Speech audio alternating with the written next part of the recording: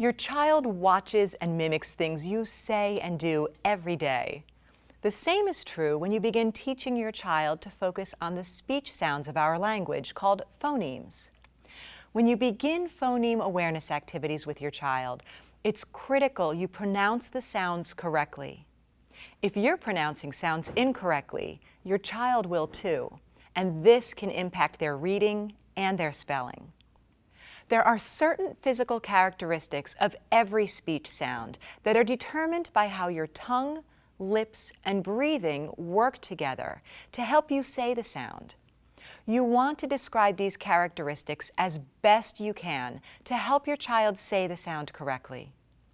One characteristic we call placement.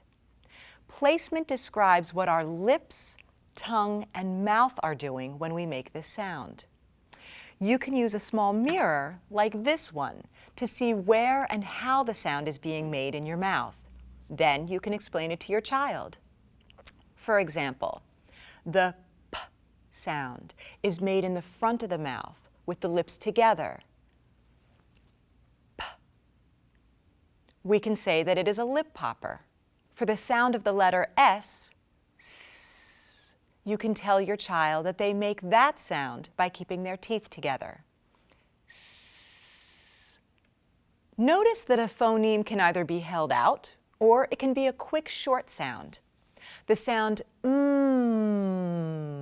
can be held as long as you have enough breath, while the sound T for the letter T is a quick, short sound. The last characteristic for phonemes is voicing.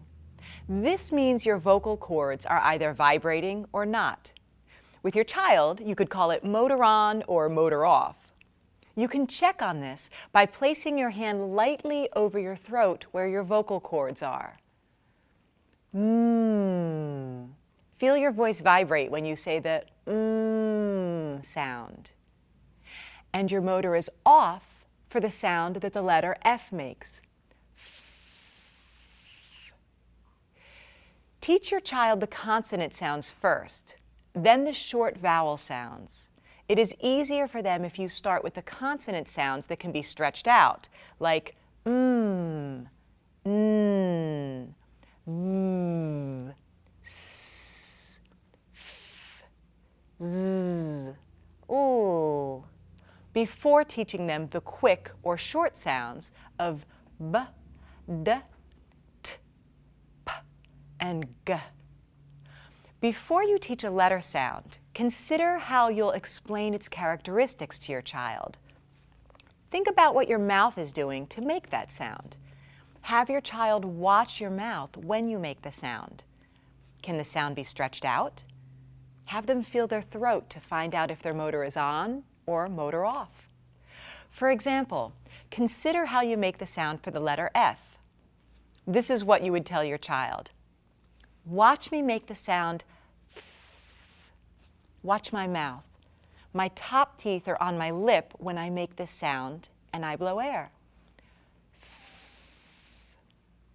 You try it. I can hold out this sound a long time. Listen. You do it. If I put my hand on my throat and feel this sound, I can tell that my motor is off. Now you try it. Sometimes when we make a letter sound for our child, we accidentally add another sound to it, which sounds like This happens most often with unvoiced sounds, like the letter P makes P. P is unvoiced, so it is quiet. And to make it louder, we might add the sound, as in P, which is really two sounds. It is important that we try to pronounce the letter sounds correctly, as your child will mimic you. When you begin phoneme awareness activities with your child, be sure you pronounce the sounds correctly. If you're pronouncing sounds correctly, your child will too.